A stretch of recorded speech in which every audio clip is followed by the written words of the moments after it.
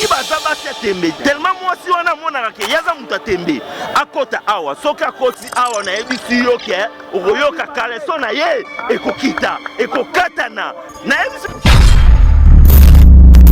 etikala kosama na pays nini etikala kosama na pays nini de biloko ma likolo ya justice biloko ma likolo ya justice esama na pays nini te ba CGT lona bango buzoba wana balekisa yango te nga za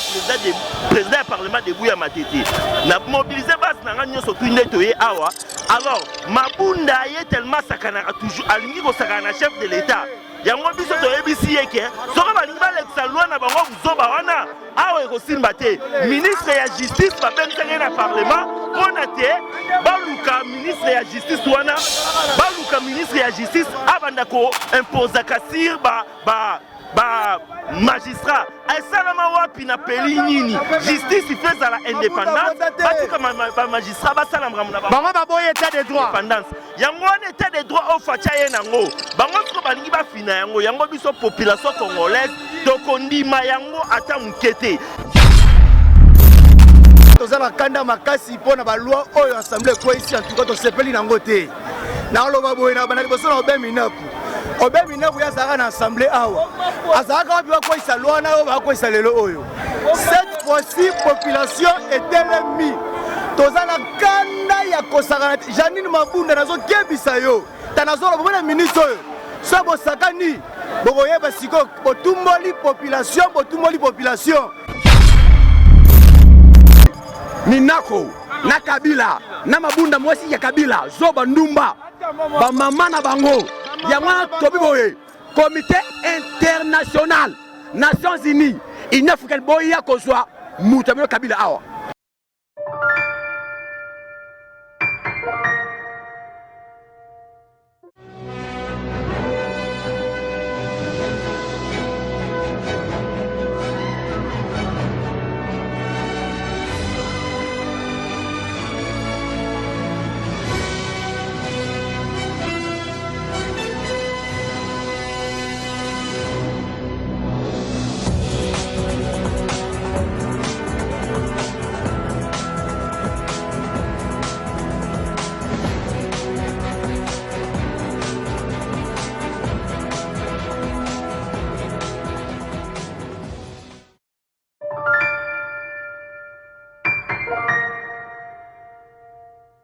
kanda makasi mpona balwa oyo assemblée ekweyisi en tout cas tosepeli nango te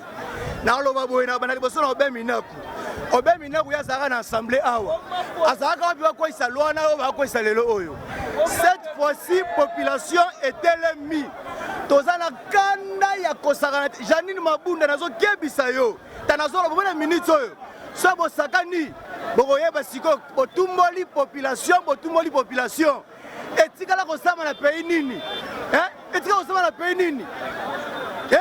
de biloko ma likolo ya justice esama na pays nini toza na kanda nazoyebisa yo toza na kanda toza napesi bacivile minduki tokotala place bango bakokota Shadak loko apesi bapolisa minduki tokotala bango baza na minduki biso na maboko tokoyeba merci monsieur monsieur le journaliste toza na méchant makasi yango lelo toye awa po ete badepute ba CGT lona bango buzoba wana balekisa yango te nga za président ya parlement de Buya Matete na mobiliser base na nga nyonso tuinde toye awa alors Mabunda ye tellement sakanaka toujours alingi kosakana na chef de l'état yango biso toyebisi ye ke soki balingi balekisa lwa na bango buzoba wana awa ekosimba te ministre ya justice babengisaki na parlement mpona te baluka ministre ya justice wana baluka ministre ya justice abanda koimposaka sur magistrat esalama wapi na peli nini justice ife ezala indépendance batika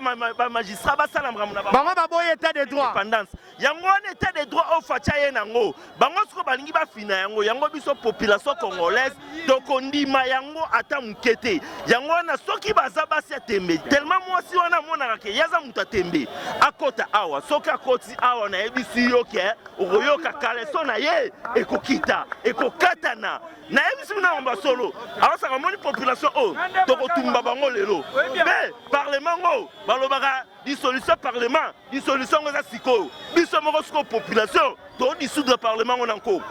bien papa obakisi nini mpona makambo ezoleka na mboka oyo makambo ezoleka na kati ya mboka oyo eza makambo moko donc bato ya FCC baprépare yango déjà bien avant bapapoise etambola di yango moni ke no toutiliser article 67 ya constitution elobi soki peuple emoni clarité il faut totelema obemi nako atakisanga na inikine na article 151 ya constitution ezali na baattribution ya chaque institution ndenge nini minako un procès ya droit aza soko vrai sur constitution yango tosengi boye minako na kabila na mabunda mwasi ya kabila zoba ndumba bamama na bango yango tobi boye comité international Nations Unies Union africaine boya kozwa mutu amino kabila awa parce que toro nimango te un pays na crise covid ana mboka ba député babisni no encore $2000 ya salaire na bango est-ce que bato wana ba pour le peuple topona bentena bango yango to segna chef de l'état boye il est le garant des bons fonctionnements des institutions il est l'unité des symboles de toute la nation azwa décision parce que peuple to simanaye Fati Beton zwa décision parce que trop c'est trop coalition exacte peuple aboyi coalition décision du parlement merci beaucoup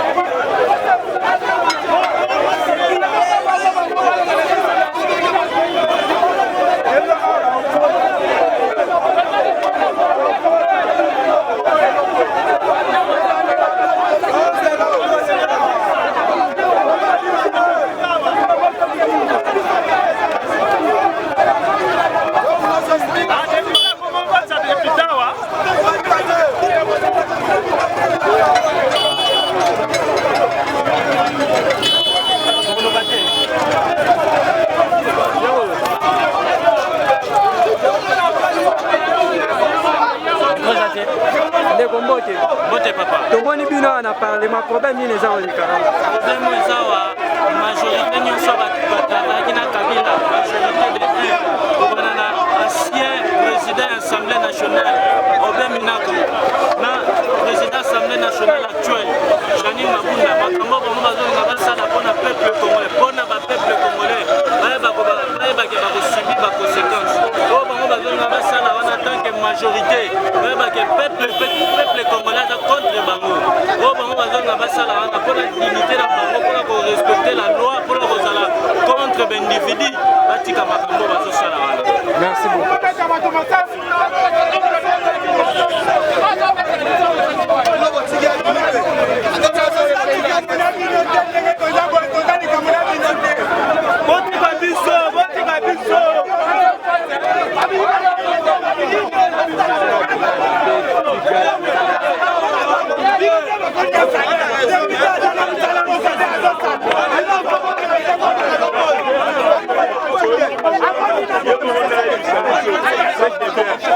Tozala bango awa, aussi bala kokota te lelo, awa tozala bango.